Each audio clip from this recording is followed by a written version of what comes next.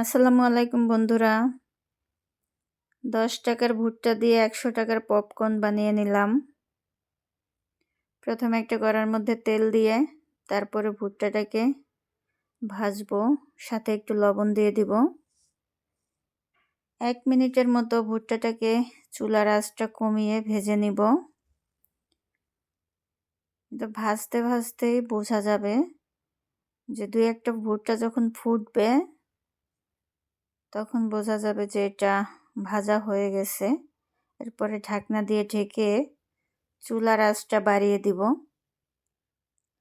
এভাবে আস্তে আস্তে সব ভুট্টাগুলা পপকর্ন হয়ে যাবে। এই ভুট্টাটা ভাজা এত সহজ আমি আগে জানতামই না। চুলার আঁচটা অবশ্যই বাড়ায় দিতে হবে, বাড়ায় না দিলে ফুটবে না। আর চুলার আঁচটা বাড়ানোর কারণে পুড়বেও না, কারণ একটু তেল দিয়ে নিয়েছি। আর এটা ফুটতে বেশিক্ষণ লাগে না, 1 মিনিটেরও কম সময় লাগে এটা ফুটতে।